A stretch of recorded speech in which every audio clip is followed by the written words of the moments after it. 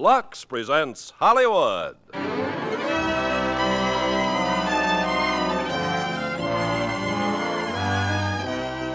Lever Brothers Company, the makers of Lux Toilet Soap, brings you the Lux Radio Theater, starring Michael Rennie and Gene Peters in The Day the Earth Stood Still.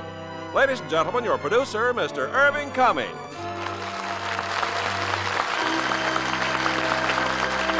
Greetings from Hollywood, ladies and gentlemen.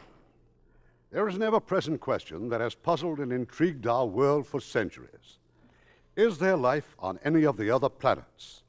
So in tonight's play, we will tell you of a possible momentous event in our future. The arrival of this planet, on this planet, of a man from the outer space. The day the Earth stood still. And as our stars of this provocative drama from 20th Century Fox, we have one of their fastest rising stars, Michael Rennie, co-starring with that outstanding actress, Gene Peters. Now, before raising the curtain on The Day the Earth Stood Still, starring Michael Rennie and Gene Peters, here is Ken Carpenter. I don't know about you, but exhausted as I am from the holidays, I still hate to admit that they're really over. But maybe some of the ladies don't feel quite the same way. You probably never want to see another dish or glass that needs to be washed. On the other hand, perhaps you were as lucky as the Carpenters. We had plenty of new Lux Liquid detergent on hand. Yes, ma'am, with Lux Liquid, you really get rid of messy dishes fast and easy. Put 1 teaspoonful of Lux Liquid into the dishpan, and the dishes literally soak clean. Just rinse, stack, and you're done. Lux Liquid's special formula actually dissolves the grease right off plates, and yet it's mild on your hands, Lux Mild. And the can it comes in is something out of the ordinary, too. It's unbreakable, and it has a wonderful new dripless spout that ends messy handling. Added to all this, Lux Liquid is really thrifty. Just 1 teaspoonful will do a dishpan full. And it's been proven 1 can outlasts several boxes of the leading laundry powder. Yes, Lux Liquid is truly the next best thing to a dishwashing machine. As good for dishes as Lux Flakes are for nylons. And there just isn't any other care like Lux Flakes care for nylons. It really can double the wear you get from every pair. No matter what anyone else says, remember, 96% of stocking manufacturers recommend Lux Flakes Care. And like all Lever Brothers products, Lux Liquid and Lux Flakes are unconditionally guaranteed to be all they're promised or your money back. Now, Act One of The Day the Earth Stood Still, starring Michael Rennie as Klaatu and Gene Peters as Helen Benson.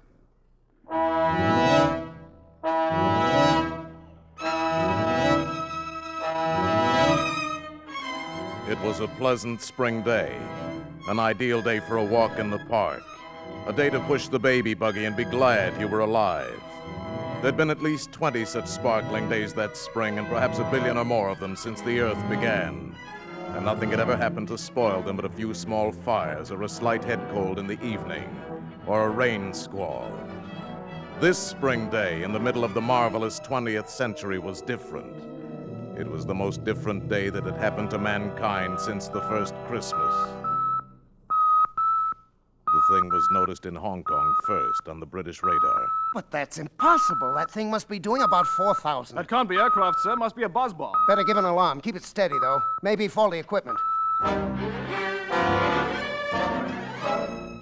If the British radar in Hong Kong was faulty, so was the radar all over the Orient and Asia and Europe. So were the announcers on the radio. This is Moscow. This is Calcutta, India. This is Radio Luxembourg. The American radar screen quickly confirmed the fact that there was nothing wrong with the British radar, and that there was something very gravely wrong 40 miles out in space, far above the Earth. Luckton at Ferris to Baker, Ferris to Baker. I have an object at 200,000 feet, 4000 miles an hour. Then it was here. Incredibly, it was here. Burning down through the sky over Washington, D.C., hovering over the mall. Descending. They're here! They come! They're here! They're here!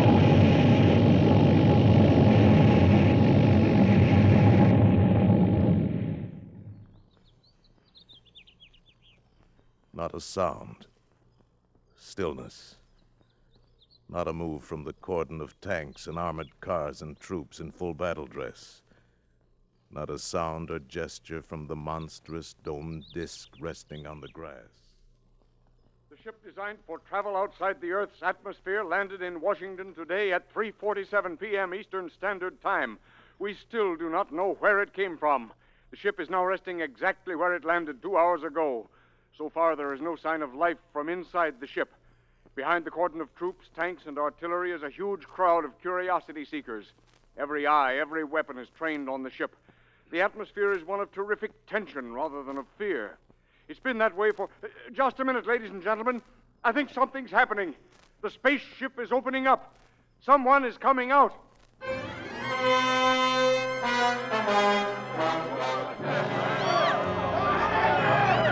Keep calm, everybody. Don't get excited. Keep calm. Quiet! A wedge is opened in the smooth, unbroken metal skin of the spaceship. A ramp slithers out on the grass.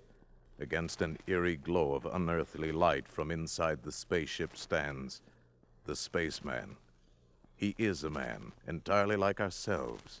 He wears a close-fitting suit like a deep-sea diver's armor, but of alien material. A spherical helmet entirely conceals his head. He holds up his hand. He is going to speak. We have come to visit you in peace and with goodwill. Receive me as a friend. Here he comes, men. Watch it. Keep that BAR trained on him. He's gone for something in his tunic, sir. Quiet. It's a ray gun or something. I'm gonna let him have it! No, wait! You fool, he's down! Hold back that crowd! Everybody! Back! Your wound doesn't look too bad. I'm sorry, but you shouldn't have gone for that ray gun. It was not a weapon. He understands us. It was a gift for your president. With it, you might have studied life on other planets. What's bothering the crowd, Lieutenant? Tell him to... Oh, no. Oh, no! A nightmare stands on the ramp leading out of the spaceship. A mechanical giant, monstrous, all metal and menace, with a visor in his helmet lifting slowly, revealing a dreadful light boiling within that metal head. And suddenly, out of that incandescence, a narrow ray.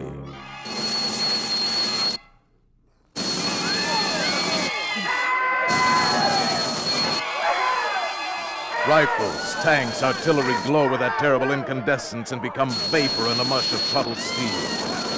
And in the deathly silence that follows, the robot strides down the ramp. The Avenger. From where? God! The Glet of Roscoe! He won't hurt you now.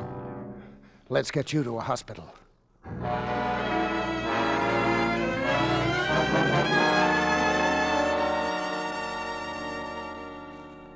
Good afternoon, sir. Good afternoon. The doctors here tell me your wound is not serious. No. It amazes them that it's almost healed already. I'm very glad. It should serve as some sort of indication of our powers. My name is Harley, secretary to the president. I've been told you speak our language fluently, that your name is Mr. Klaatu. Just Klaatu. The president has asked me to convey our deepest apologies for what has happened. Sit down, Mr. Harley. I'm sure I don't have to point out that your arrival was something of a surprise. Had you been traveling long? About 5 months. Your months? You must have come a long way. About 250 million of your miles. Naturally, we're very curious to know where you come from. From another planet. Let's just say that we're neighbors. It's rather difficult for us to think of another planet as a neighbor. I'm afraid in the present situation you'll have to learn to think that way. The present situation? I mean the reasons for my coming here. Would you care to talk about it? Not now, or with you alone. Perhaps you'd rather discuss it personally with the president. I want to meet with the representatives from all the nations of the Earth. I'm afraid that would be a little awkward. Why? In view of the tensions and suspicions in our world today, such a meeting would be impossible. Mr. Harley, my mission here concerns the existence of every last creature who lives on Earth. It must not be complicated by the childish jealousies, intrigues, suspicions of your planet. Our problems are very complex. You mustn't judge us too harshly. I'm impatient with stupidity. My people have learned to live without it. The President will, of course, do his best to bring about the meeting you desire. I know it'll be quite useless. I wish it were otherwise. I'm very sorry, Mr. Klaatu. Wait. Before making any grave decisions, I think I should get out among your people. Become familiar with the basis for these strange, unreasoning attitudes. Our military people insist that you do not attempt to leave the hospital. The door will be locked. I'm sure you understand. Good day, Mr. Klaatu.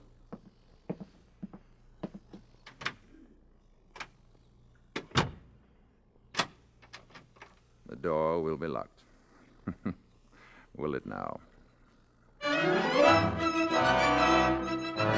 Klaatu escaped, nor could the embarrassing news of his disappearance long be suppressed.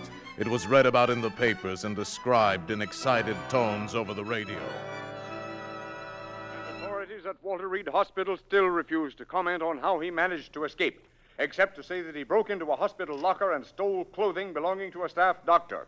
While the government does not minimize the crisis, This was the latest and the only news. And among the countless millions listening were two men and a woman in an ordinary home on an ordinary street in Washington. Mrs. Crockett's rooming house. We are warned, however, There was Mrs. Crockett and Helen Benson and little Bobby may be up Benson. against powers that are beyond our control or understanding.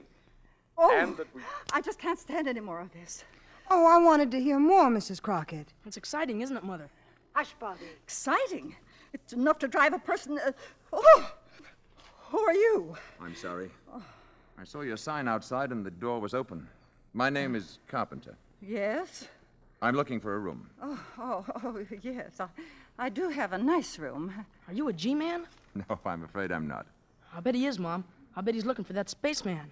I think we've all been hearing too much about spacemen, Mr. Carpenter. This is Mrs. Benson, Mr. Carpenter. How do you do? And this is little Bobby, my youngest guest. Hi. I'm Mrs. Crockett. You're a long way from home, aren't you, Mr. Carpenter? How did you know? Oh, I can tell a New England accent every time.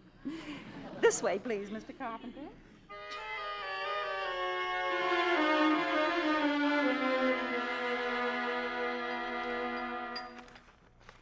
And so this Sunday morning, we asked the question that has been plaguing the entire world for 2 days now. Where is the creature, and what is he up to? Eat your cereal, Bobby. Oh, Mom, I'm all muscle as it is. Bobby? Okay, Mr. Carpenter. I'm sorry, Mrs. Crockett. Please, go on reading. Creature, and what is he up to? If he can build a spaceship that can fly to Earth and a robot that can destroy our tanks and guns, what other terrors can he unleash at will? What a man.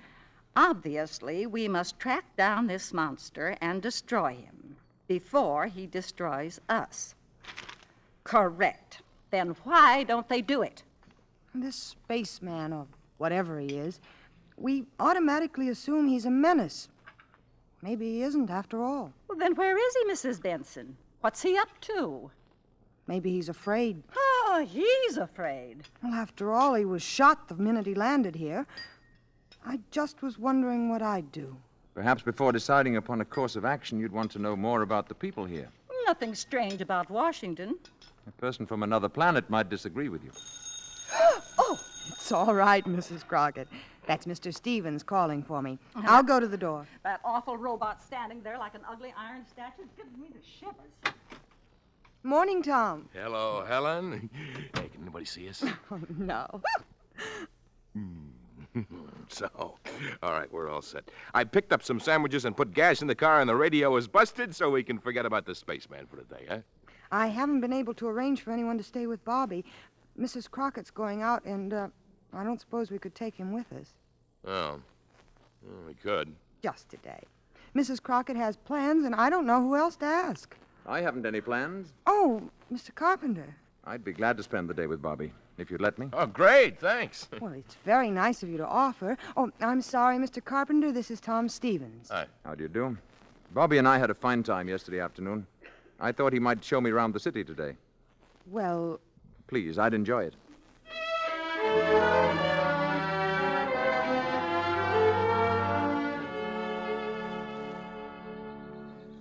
And this is where my father is buried. Robert Benson, Virginia, 1st Lieutenant, 45th Infantry. April 10th, 1916, January 29th, 1944. Your father was very young, wasn't he, Bobby? He was killed at Anzio. Did all these people here die in wars? Well, most of them. Didn't you ever hear of Arlington Cemetery? I'm afraid not. You don't seem to know much about anything, Mr. Carpenter. I've been far away, Bobby. Don't they have places like this where you've been? Not like this one. You see, they don't have any wars. Let's walk. All right. What would you like to do now? Go to the movies. All right. No fooling? No fooling. Do you have to have money to go there? Well, I've got $2. I'll treat you, okay? No, I want to take you. Look, do you think they'd accept these? Oh, gee, what are they? Diamonds? Well, in some places, these are what people use for money. They're easy to carry and they don't wear out. I bet they're worth $1 million. Would you give me your $2 for 2 of these? Sure, okay. There you are. Let's not say anything to Mom about this, huh? Why not? Well, she doesn't like me to take advantage of people. Hey, before we go to the movies, would you like to see the Abraham Lincoln Memorial? Thank you. Yes, I would. Well,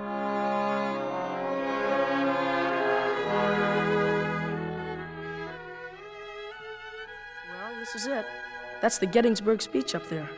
That this nation under God shall have a new birth of freedom, and that government of the people, by the people, and for the people shall not perish from the earth. Those are great words. That's some statue. That's the kind of man I'd like to talk to. Bobby, who is the greatest man in America today? Oh, gee, I don't know. The spaceman, I guess. I was speaking of Earthmen. Oh, I don't know. The president? I mean the greatest philosopher, the greatest thinker, scholar. Oh, well, that's Professor Barnhart, I guess. Yes, Professor Barnhart. He's the greatest scientist in the world, and he lives right here in Washington, right near where my mother works. Where is that? Department of Commerce. She's a secretary. Why? I have an idea, Bobby. Let's go see Professor Barnhart. What for? You just said he's the greatest man in America. You're kidding, aren't you?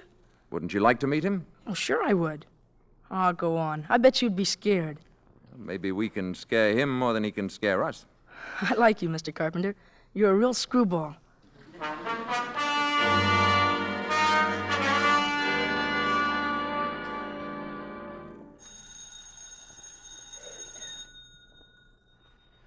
Gee, maybe the professor isn't at home. Let's take a look through that window. I'll bet this is where he works. Look in there. Books all over. Blackboard's full of stuff. That door's locked, too. Is it? I know it isn't, Bobby. Well, that's funny. We'll go in and wait for him.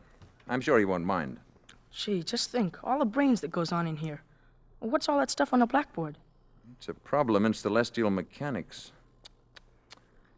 And what's the matter? You'll never get the answer that way. Let's see. Hey, it says don't erase, don't touch. This is right. Check. Correct. Correct. And here's where he gets off the track. Now we'll fix that. So. You must be an arithmetic teacher, I bet. Differentiate the equation. There. Who are you?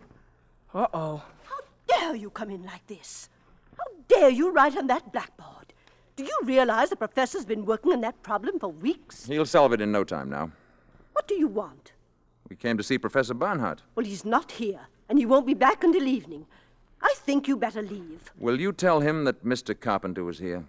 1615 M Street, Northwest. I think he'll want to talk to me. Indeed. Thank you. Oh, it may have entered your mind to erase what I've written on the blackboard. It certainly has. I wouldn't do that. The professor needs it very badly. Come on, Bobby. Carpenter, 1650 M Street, Northwest. Carpenter, M Street. Operator, give me the police.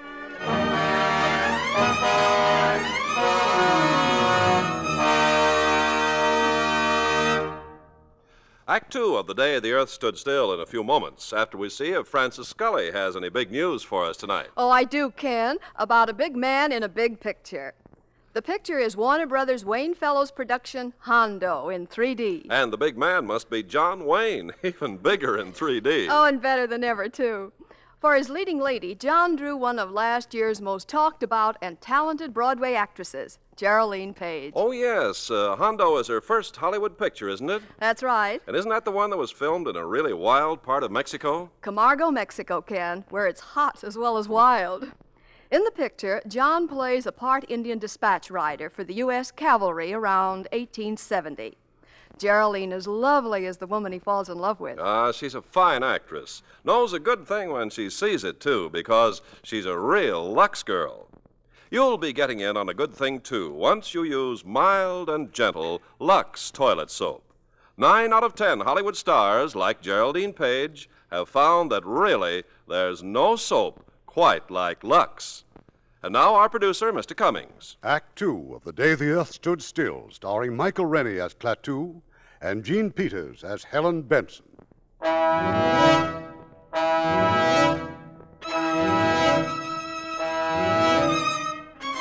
It is early evening of the same day. Tom Stevens and Helen Benson drive up to the boarding house after their picnic, quite unaware of the dark squad car parked at the curb a few feet ahead.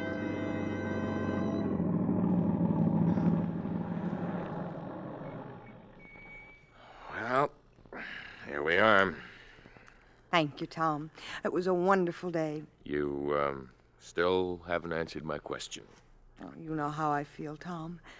But I still want time to think it over. If I could only tell the boss I was getting married and acquiring 2 dependents. You're a good salesman. A good salesman wouldn't give you time to think about it. Good night. Didn't you forget something? Now, good night. Good night.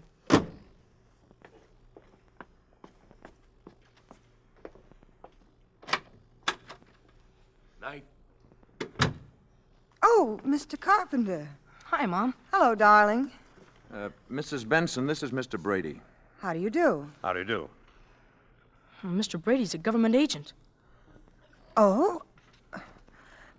Did you have a nice day, Bobby? We had a swell time, didn't we, Mr. Carpenter? Yes, we did. We went to the movies and had a banana split, and we went to see Daddy. Oh, I don't know how to thank you, Mr. Carpenter. I enjoyed every minute of it. We better get going. Yes. Good night, Bobby. Good night. I'll tell you the rest of that story tomorrow. Good night, Mrs. Benson. Good night. Nice meeting you, Mrs. Benson. Thank you. Why did Mr. Carpenter have to go with Mr. Brady? I don't know. Maybe it was a mistake. Upstairs with you. Yeah. We sure had fun today. We went all over Washington, and we went to see Professor Barnhart. Professor Barnhart? Oh, sure. Barnhart?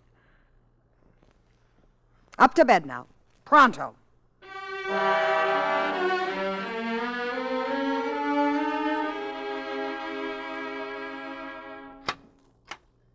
Is this the man you wanted to see, Professor Barnhart? Oh, thank you, Mr. Brady. If I may speak to Mr. Carpenter alone, please. I'll wait outside, Professor.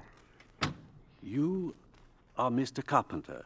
Yes, Professor. Who wrote those equations on my blackboard? My clumsy way of introducing myself. Forgive the manner in which you were picked up. Hilda called the police before I saw your annotations on the board. I appreciate the need for security, Professor. I have not quite fathomed the problem, even with your remarkable assistance, Mr. Carpenter. Let's look at it, sir. All you have to do now is substitute this expression at this point. Yes, that will reproduce the first-order term, but what about the effect of the other terms? Negligible. With variation of parameters, this is the answer. How can you be so sure? Have you tested this theory? I find it works well enough to get me from one planet to another. Klaatu. I spent 2 days at your Walter Reed Hospital. I was interviewed variously. I need no proof. This blackboard is proof. If you're not interested, or if you intend to turn me over to the Army, we needn't waste any more time. Interested? Will you excuse me one moment, please? Mr. Brady, you may go now. Please thank General Cutler and tell him that I know this gentleman. So much for that, Klaatu. Now, please sit down. You have faith, Professor. Faith and curiosity. Do sit down. I have several thousand questions to ask you. I would like to explain my mission here. That is my first question. It was my hope to discuss this officially with all the nations of the world. I was not allowed the opportunity. Now, we know from scientific observation that your planet has discovered a rudimentary kind of atomic energy. We also know that you're experimenting with rockets. Yes, that is true.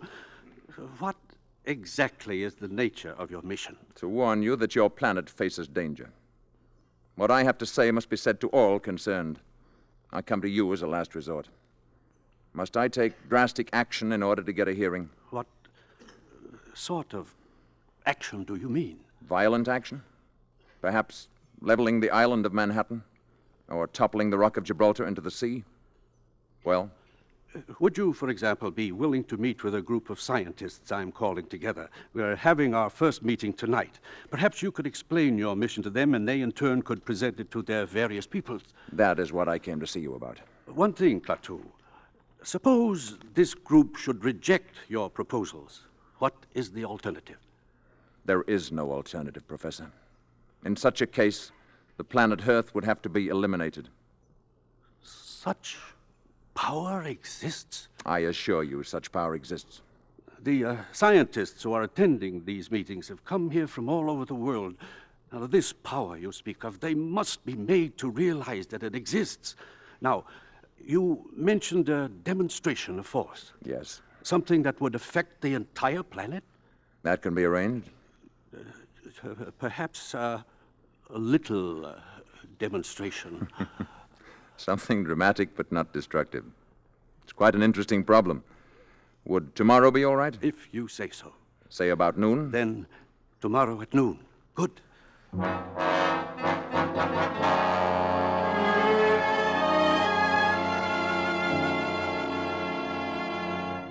Going out tonight, Mrs. Benson? Oh, it's you, Mr. Carpenter. I'm afraid I startled you. Yes, I am going out. Mr. Stevens is calling for me. Everyone seems so... Jittery is the word. Bobby's the only person I know who isn't jittery. He's a fine boy, Mrs. Benson. Naturally, I think so. Warm, friendly, intelligent. He's the only real friend I've made since I've been here. Mr. Carpenter, this is none of my business, but why did that detective come here last night, that Mr. Brady? Bobby and I tried to see Professor Barnhart in the afternoon, but he wasn't in. Apparently, they thought I was looking for secrets of some kind. Oh, that must be Tom now. Oh, Mr. Stevens, do come in. Helen is in the sitting room. Alert Mrs. Crockett. She has a romantic mind. Hello there, Helen. Had a minute to spare. You ready? Hello, Carpenter. Picture starts at 8:50 on the dot, Helen. I'll be ready in a minute. I was just talking to Mr. Carpenter. Oh, I hope Mr. Carpenter won't think I'm intruding. Excuse me. I was just going up to my room. Good night. Good night, Mr. Carpenter. Have a good time, both of you. Thank you. Tom, that was awful. I'm sorry. I guess I'm just tired of hearing about Mr. Carpenter. Mr. Carpenter. Shh. I don't like the way he's attached himself to you and Bobby. After all, what do you know about him? Very little, it's true. Well, let's not stand and talk about it anymore. I'll go up and get my things.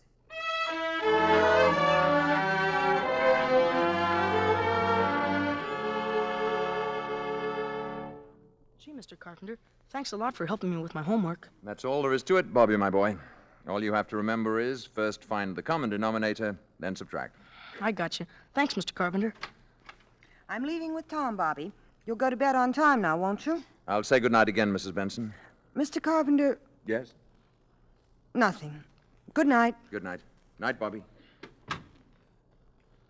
Bobby, I think it would be better if you didn't see quite so much of Mr. Carpenter. Well, gee, why, Mom? He's swell. I like him. And he's awful good at arithmetic. He even helped Professor Barnhart. Well, I'm sure he's a very nice man. I just think he might prefer to be left alone. Now, go to bed, darling. But why would he want to be left alone? Don't forget to brush your teeth.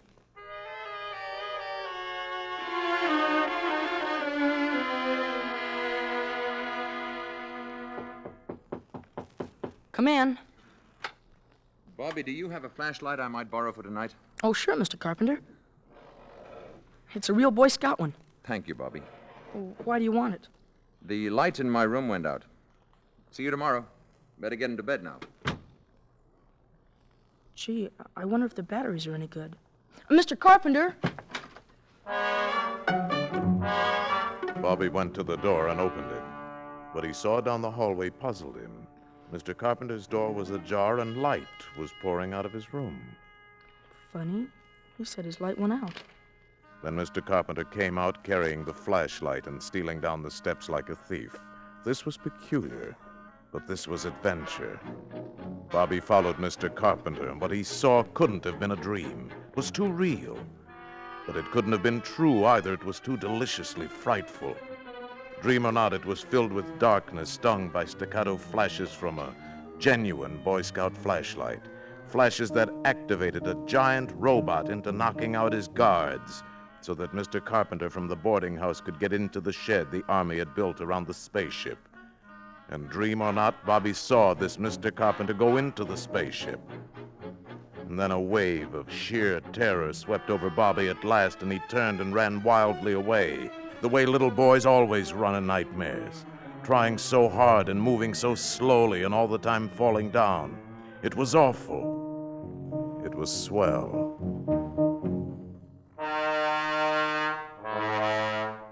When his mother came home around midnight, Bobby was curled up on the sofa. Instantly, he jumped up and ran to her and to Tom Stevens as they came into the hallway. Mom, listen. Bobby, what are you doing down here at this hour, fully dressed? Hello, Mr. Stevens. Mom, I had to tell you. Tell me what? What's the matter, Bobby? I followed Mr. Carpenter tonight, right after you left, and gee, where do you think he went? Right into the spaceship. Now, Bobby, just 1 minute. Honest, Mom, I saw him. They got a shed built around the spaceship so nobody can get to it.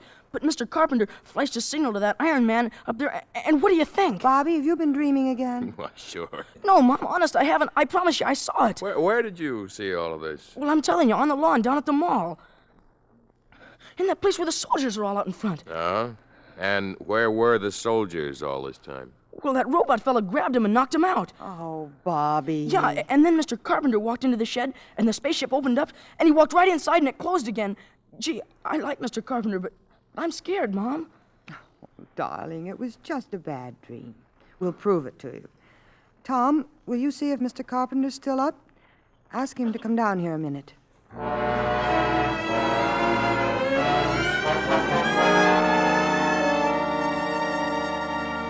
Helen. Yes, Tom?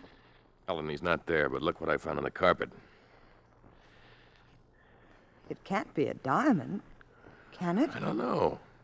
But it's much too big. Oh, but it looks real to me. Oh, Mr. Carpenter's got lots of them. He gave a couple of them to me. Here.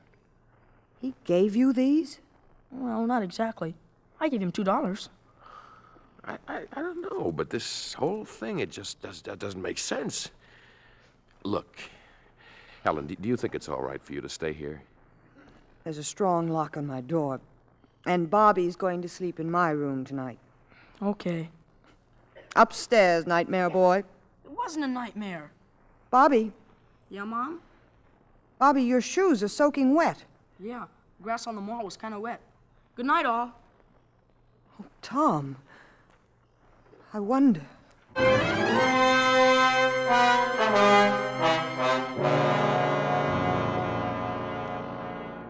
Klaatu had promised what Professor Barnhart termed a little demonstration. Promised it for the following day at noon. It is now 2 minutes to 12. In the Department of Commerce building, Helen Benson has left her office on her way to lunch. She stands in the corridor waiting for an elevator. Mrs. Benson. Mr. Carpenter, what are you doing here? I came to see you. Well, I was just going to lunch. What is it? I saw Bobby this morning before he went to school. Yes? I want to know what he told you. Oh, Bobby has such an active imagination. Did you believe what he told you? Really, Mr. Carpenter, this is where I work, and I only have a short time for lunch today. If you'll excuse me... I'll go down with you. If you like. The service elevator's open. You'll have to press the button, Mr. Carpenter. Oh, yes, yes.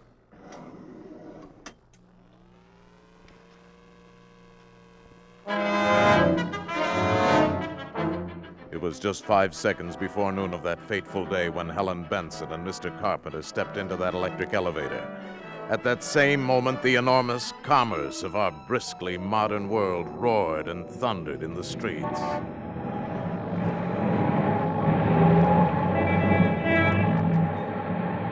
"5 seconds to noon. 4 seconds. 3 seconds. 2 seconds. 1. 0.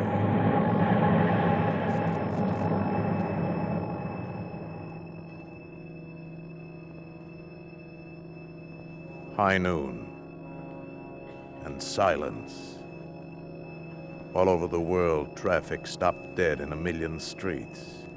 Here and there, a horse-drawn vehicle clopped its melancholy way among the motionless motors. Bicycles moved before awe and the common desolation made the riders stop of their own free will. Electric clocks stopped on the dot of noon. All across the powered world, the machines stood still.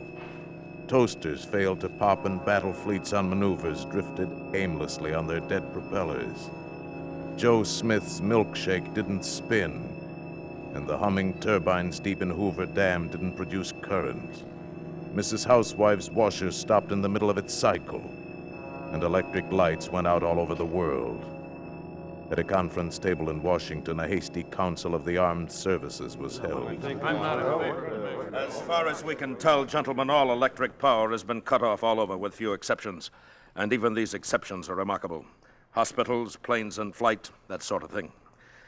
I wish I could be more specific, but all communications are out. I can tell you that we are preparing to declare a state of national emergency, but before we start discussing plans, I want a report from Colonel Ryder. All I can report, General, is that the robot at the spaceship was discovered to have moved last night.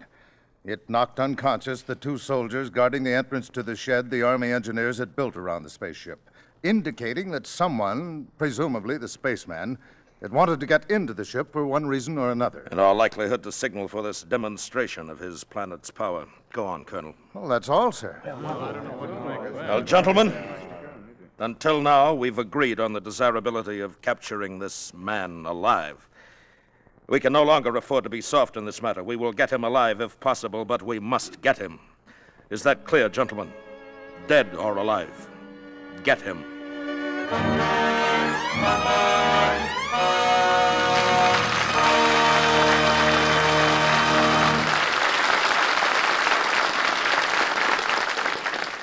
Before we continue with Act 3 of The Day the Earth Stood Still, I want to say hello again to a very pretty, very young lady who still attends high school on the 20th Century Fox lot, when she's not making pictures, that is, Gloria Gordon. Good evening, Mr. Cummings. Gloria, I want to congratulate you on your splendid performance in 20th Century Fox's CinemaScope thriller, Beneath the 12-Mile Reef. Well, it was a break for me getting to work with Terry Moore, Robert Wagner, and Gilbert Rowland. I'm Bob's sister in the picture, you know. It's my first CinemaScope appearance, too. Those Technicolor deep-sea diving scenes are beautiful as well as exciting. A fine picture like Beneath the 12-Mile Reef can start a career zooming, Gloria. I'm sure it will yours. And that peaches and cream complexion won't hurt a bit either, Gloria. Thanks, Mr. Carpenter. You can call mine a Lux complexion if you like, because I use Lux all the time to keep my skin looking just right. I think there's nothing like it. You know, it's hard to find a movie star who doesn't depend on Lux complexion care. In the bath, too, Lux toilet soap is so gentle, so refreshing. And like all Lever Brothers products, Lux toilet soap is unconditionally guaranteed. If it isn't all we say it is, your money will be returned. We pause now for station identification. This is the CBS Radio Network.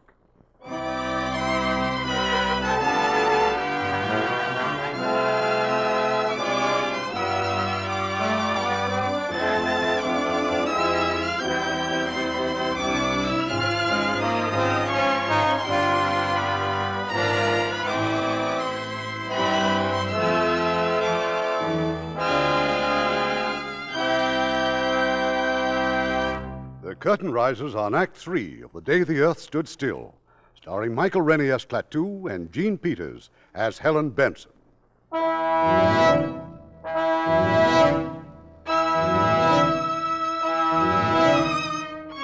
All over the world, electric power has been neutralized on the stroke of noon as a token of the spaceman's power and as a warning to the Earth.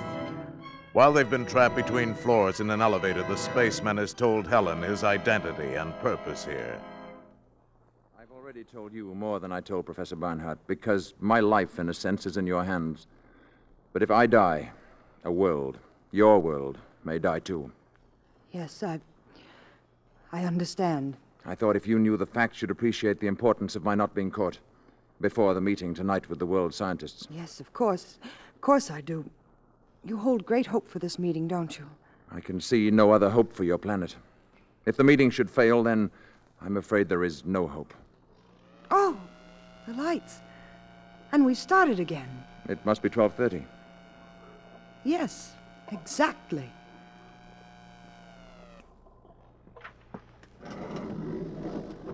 Where are you going now? Back to the boarding house. I'll be safe there for the afternoon. I'll be able to keep an eye on Bobby. He's the only other person who knows about me. No. Wait a minute. There is someone else. How? They can't be. Tom. He was with me last night when Bobby told me what he saw. Oh. Well, of course, he doesn't know anything definite, and, well, he talked to me first before... But then we can't take a chance, can we? Can you get in touch with him? I think so. I mean at once, now. I'll try. You will. You must.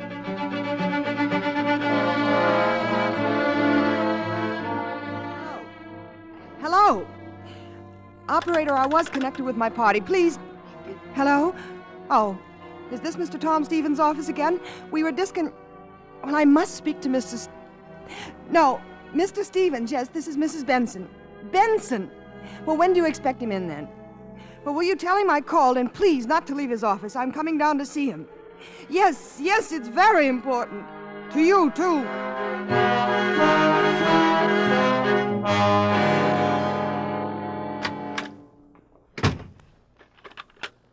Margaret, this is Mr. Stevens. I just got in. Now, listen, call the Pentagon. Who? Mrs. Benson? When? Never mind. This is more important. Listen.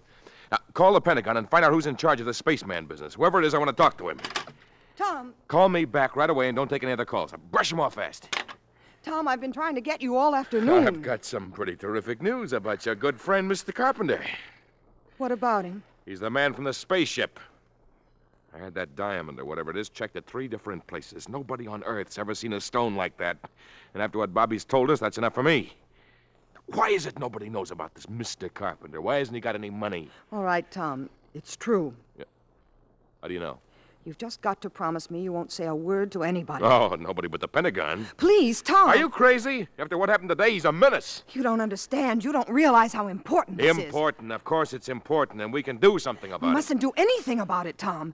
Believe me, I know what I'm talking about. I say he is dangerous. It is our duty to turn him in. He isn't dangerous. He isn't a menace. He told me what he came here for. Oh, honey, don't be silly because you happen to like the guy. Do you realize what this will mean for us? I'll be the biggest man in the country. I'll write my own ticket. Is that what you're thinking about? Listen, somebody's got to get rid of him.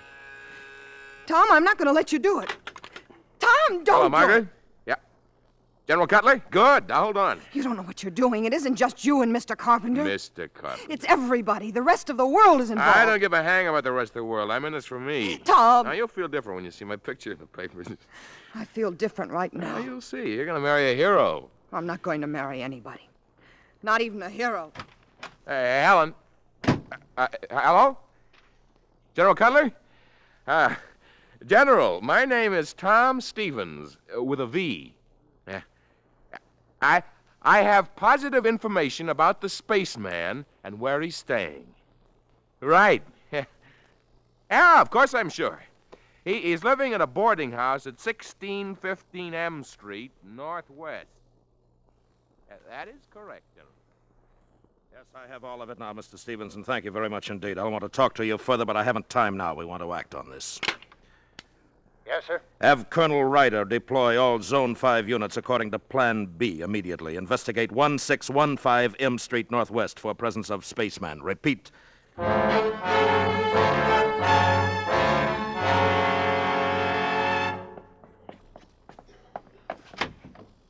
Mr. Carpenter. Right here. Did you see Tom? What does he say? It's no good. It's too late. I've got a taxi outside. Hurry.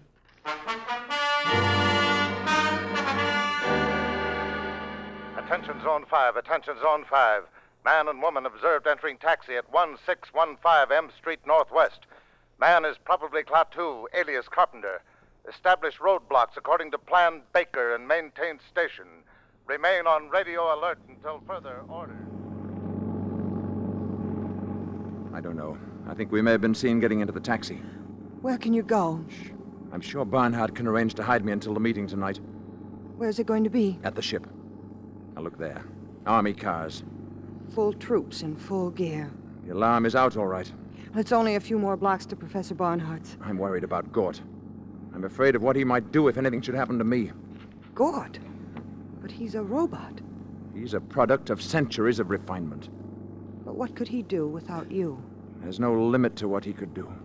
He could destroy the Earth. And the city is swarming with patrol cars, hunting you. How can we tell them? They won't listen. You must listen. If anything happens to me, you must go to Gort. You must give him this message. Klaatu, Barada, Nikto. Gort. Klaatu, Barada, Nikto. Say it. Gort. Klaatu, Barada, Nikto. Gort. Klaatu, Barada, Nikto. Klaatu, Barada, Nikto. Remember those words. Klaatu, Barada, Nikto.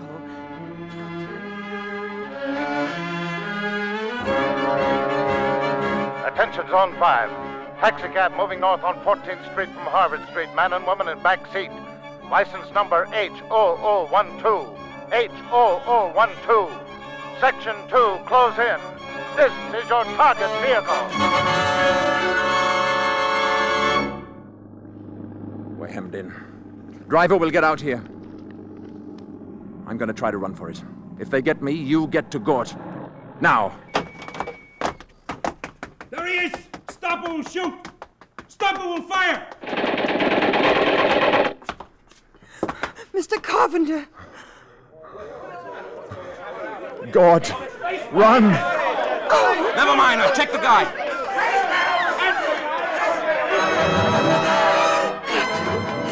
Barada, Nikto. Klaatu, Barada, Nikto. Klaatu.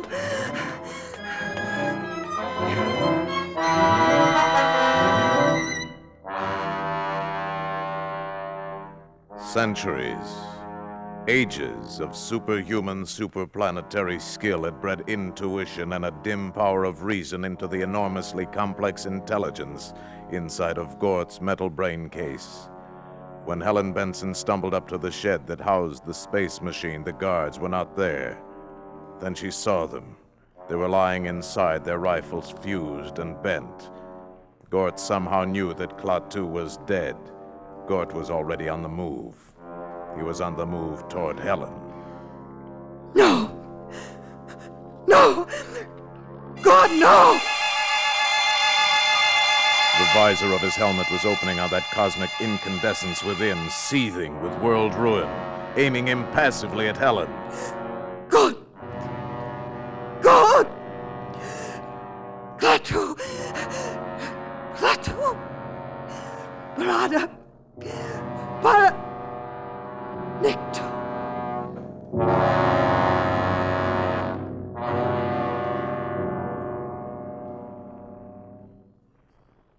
Helen Benson fainted. When she returned to consciousness, she was lying on a dais bathed in a soft, shadowless light, in a chamber vaguely circular of completely unfamiliar build. She was in the space machine. Across the room stood Gort with his back to her, and lying in front of him on a platform was Klaatu.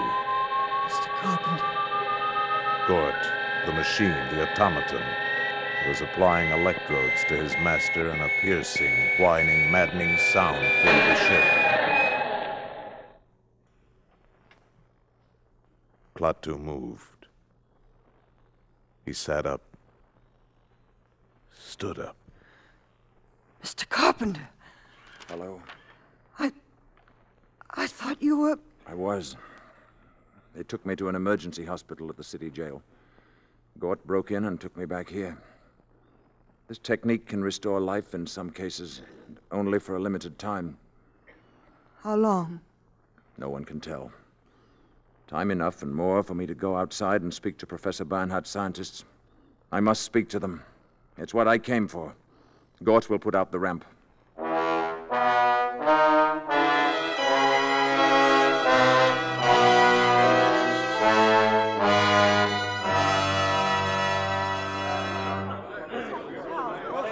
You people of Earth, you men of science, you are here from all over your world, Europe, Asia, representing many nations, many ideas. I am leaving soon. You will forgive me if I speak bluntly. The universe grows smaller every day. Where I come from, we believe there must be security for all, or no one is secure. This does not mean giving up any freedom, except the freedom to act irresponsibly. This is the message that I ask you to take back when you return to your native lands. Tell your people and your governments that we have created a race of robots whose function it is to patrol the planets in spaceships and preserve the peace. At the first sign of treachery, they will act automatically. Nothing you have here on Earth can stop them. The penalty for provoking their action is too terrible to risk. Your choice is simple. Live in peace or perish in violence. We shall be waiting for your answer. The decision rests with you. Gort Baringo.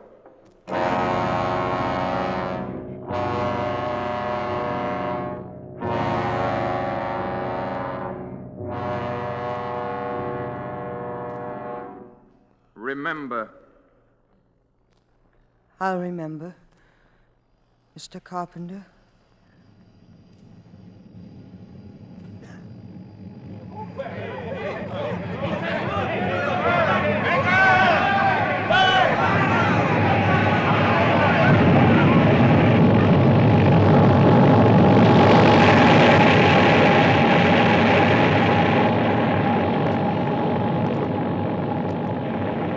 And as they had seen him come, so did they see him depart. And the people of the earth pondered upon the warning.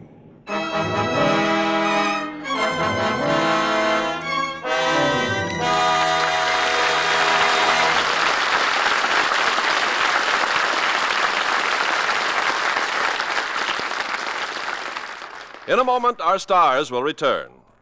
Pepsodent's new flavor. Pepsodent's new flavor. Pepsodent's new flavor. Wow! Pepsodent's new flavor. And the clean mouth taste for hours. Yes, the big news is Pepsodent has a brand new wonderful flavor. Grown-ups prefer it, but kids, well, kids go crazy for it. And that's not all. I've seen the research that proves Pepsodent gives you the cleanest teeth of all leading toothpastes. That's because Pepsodent's gentle oral detergent cleans not just the surfaces of your teeth, but around and between them, even where your brush can't reach. Your own personal proof of this is Pepsodent's clean mouth taste for hours. So try new Pepsodent White, or if you prefer chlorophyll, Pepsodent Chlorophyll. You like Pepsodent's new flavor. Pepsodent's new flavor. Wow! Pepsodent's new flavor. And the clean mouth taste for hours. And now, here's Mr. Cummings with our stars. And here they are after two out-of-this-world performances, Michael Rennie and Gene Peters.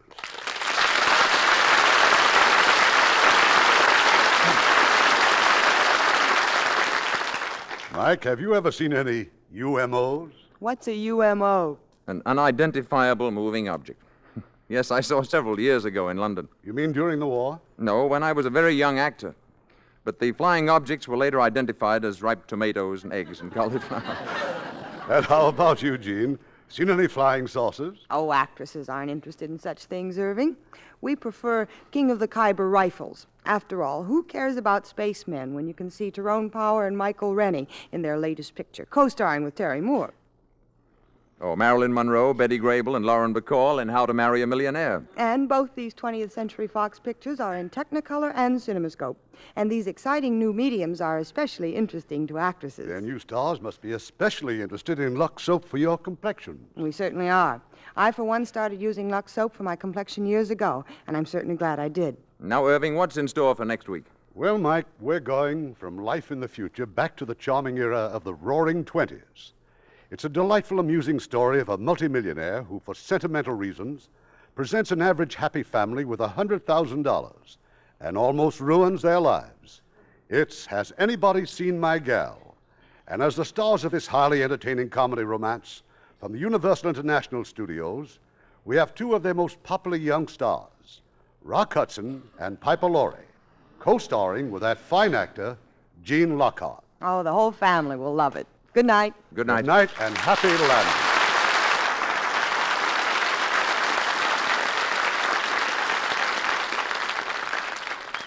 Hello there. I'm Art Linkletter. You know, it's pretty hard to improve on a good product, but Lever Brothers has done it. Now, all-purpose surf is better than ever, even better than the surf you may have used last year. You see, today's surf is made from a new, improved formula that gets your clothes so clean they smell clean. When you wash your clothes with surf, you don't need to worry about a stale, sour smell or that unpleasant medicinal odor that some detergents leave, because surf-washed clothes have a clean, sunshine freshness, like they'd been swinging in the breeze on a sunny day. And they have that same clean freshness whether you dry them indoors or out. Today's surf gets white things really clean without bluing or water softener, and you never need a bleach except for stubborn stains. So if you haven't tried all-purpose surf lately, try it soon. Take it from your old friend Art Linkletter. You like surf for everything you wash, 'cause when you wash them with surf, they smell like sunshine. Thanks, Art Linkletter. And I'd like to say again that when you wash things with surf, they smell like sunshine. And that's important, because things aren't really clean unless they smell clean. It's true that all good detergents these days get clothes clean looking, but surf does more. Yes, surf gets clothes so clean they smell like sunshine. And that means they're clean, clear through. So, ladies, why don't you prove it to yourselves? Get surf tomorrow and discover what a really clean wash is.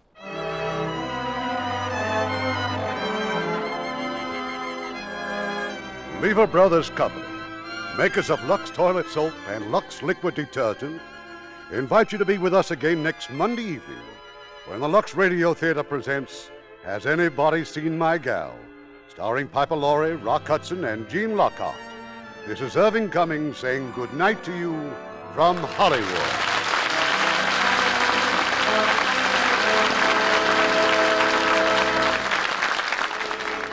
Knowing how to save regularly is sometimes the only difference between success and failure. The savings bond way is the sure way to save. Every year, United States savings bonds grow in value. Interest increases year by year. As your bond investment grows, so does your security. Save for the future by investing in United States savings bonds today. Join the payroll savings plan where you work. Every payday, the amount you name will be set aside automatically, systematically, and invested for you in savings bonds. And remember, savings bonds are better than ever because they return 3% interest compounded semi-annually when held to maturity. What's more, they're fully guaranteed by Uncle Sam against loss, theft, or destruction. There's no safer investment in the world than United States savings bonds. If you're self-employed, save regularly through the bond-a-month plan where you bank. Heard in our cast tonight were Paul Freese as the narrator, Lamont Johnson as Tom, Herb Butterfield as Professor Barnhart, Tudor Owen as Mr. Harley, Billy Gray as Bobby, Edith Evanson as Mrs. Crockett, and Tyler McVeigh, Bill Conrad, Robert Griffin, Tom Brown, Fred Shields, Marvin Bryan, Shep Menken, Alastair Duncan, Stephen Roberts, Adeline A. Smith, and Eddie Marr. The Day the Earth Stood Still was based on Harry Bates' story, Farewell to the Master, which appeared in Astounding Science Fiction magazine. Our radio play was adapted by Milton Geiger, and our music was composed and directed by Rudy Schrager. Lever Brothers Company guarantees you'll be glad you bought the products you heard about on this program, or you can have your money back. This is your announcer, Ken Carpenter, reminding you to join us again next Monday night to hear Has Anybody Seen My Gal? Starring Rock Hudson, Piper Laurie, and Gene Lockhart. Every Thursday evening, Lever Brothers Company brings you the Lux Radio Theater. Consult your local newspaper for time and station.